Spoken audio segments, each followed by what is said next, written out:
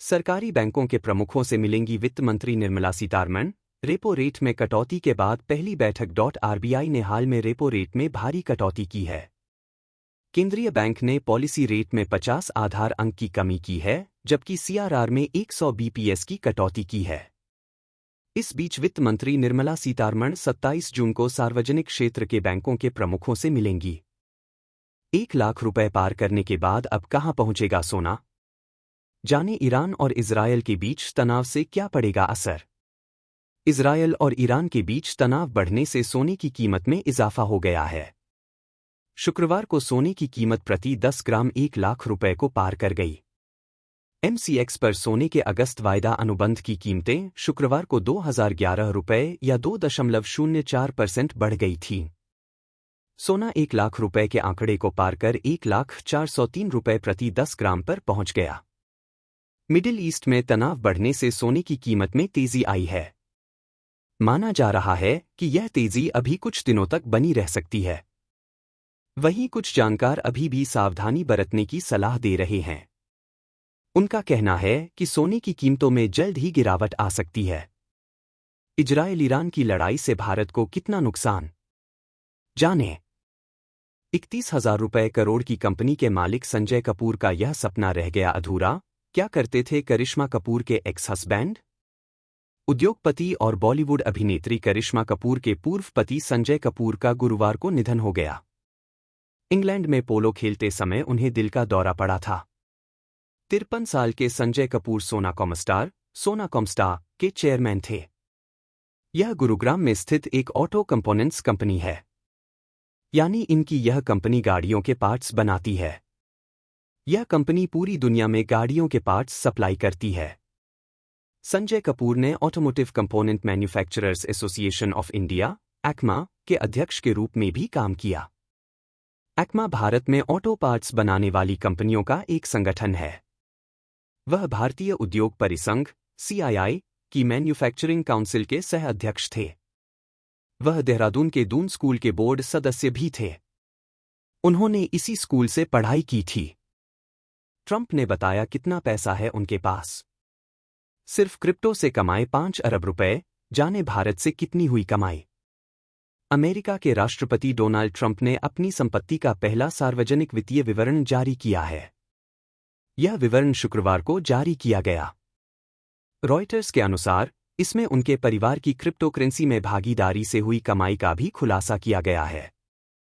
Reuters के मुताबिक Trump की कुल संपत्ति यानी नेटवर्थ $1.6 बिलियन, करीब 13,800 करोड़ रुपए है। ट्रंप ने वर्ल्ड लिबर्टी फाइनेंशियल नामक एक क्रिप्टो कंपनी से टोकन की बिक्री से $57.35 मिलियन, करीब 500 करोड़ रुपए की आय बताई है। उन्होंने इस वेंचर से जुड़े 15.75 बिलियन गवर्नेंस टोकन के स्वामित्व का भी खुलासा किया है। यह विवरण 13 जून को हस्ताक्षरित किया गया था। इसमें यह नहीं बताया गया कि यह किस अवधि को कवर करता है, लेकिन क्रिप्टोकरेंसी की जानकारी और रिपोर्ट में दी गई अन्य जानकारी के आधार पर ऐसा लगता है कि इसमें दिसंबर 2024 के अंत तक की कमाई शामिल है। ये आंकड़े ट्रंप की कमाई के हैं, न कि खर्चों के बाद का नेट प्रॉफिट। मतलब इसमें से अभी खर्चे निकालने बाकी हैं। पाकिस्तान के बाद ईरान का एयर स्पेस भी बंद, कई इंटरनेशनल फ्लाइट के मार्ग बदले गए। भारत की फ्लाइटों के लिए बंद पाकिस्तानी एयर स्पेस के बाद अब इजराइल के ईरान पर हमला करने के बाद बंद हुए ईरानी एयर स्पेस ने भारतीय फ्लाइटों के लिए एक और नई समस्या खड़ी कर दी है। भारत से खास तौर से दिल्ली से इंग्लैंड, अमेरिका और अन्य यूरोपीय देशों को जाने वाली फ्लाइटों को अब और लंबे मार्ग से जाना पड़ेगा।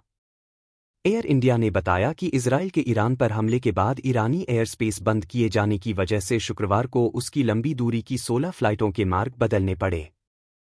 एयर इंडिया ने कहा कि यात्रियों को उनके गंतव्य स्थानों तक पहुंचाने के लिए फ्लाइटों की व्यवस्था की जा रही है। इसके लिए रूट प्लान तैयार किया जा रहा है। एयर इंडिया ने कहा कि उसकी लंदन हीथ्रो मुंबई फ्लाइट को वियना, न्यूयॉर्क दिल्ली को शारजाह और न्यूयॉर्क मुंबई को जेद्दाह ले जाया गया।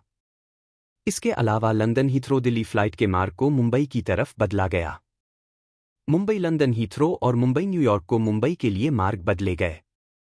अफ्रीका में बड़ा खेल खेलने की तैयारी में चीन, अमेरिका का बंध जाएगा बोरिया बिस्तर। अमेरिका के साथ टैरिफ को लेकर चल रही तनातनी के बीच चीन अफ्रीका में बड़ा खेल करने की तैयारी में है। चीन अफ्रीकी देशों से आयात को टैरिफ से पूरी तरह मुक्त करने की सोच रहा है, जबकि अमेरिका ने इन देशों पर भारी टैरिफ लगाया है। चीन अफ्रीका के करीब 53 देशों से आयात पर लगने वाले टैक्स को हटाने के लिए तैयार है। इन देशों के साथ चीन के राजनयिक संबंध हैं। यह घोषणा चीन अफ्रीका सहयोग की मीटिंग में की गई। यह फैसला ऐसे समय में आया है जब अफ्रीकी देशों को अमेरिका में अपने सामान पर ज्यादा टैक्स लगने की आशंका है। चीन अफ्रीका का सबसे बड़ा व्यापारिक साझेदार है। पिछले 15 साल से उनसे अपनी बादशाहत बना रखी है।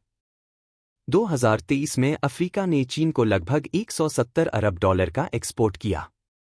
चीन अफ्रीकी देशों से बहुत सारा कच्चा माल खरीदता है। वह खासकर कांगो लोकतांत्रिक गणराज्य और गिनी से कच्चा माल खरीदता है और उसके प्रोसेस करके पूरी दुनिया में बेचता है।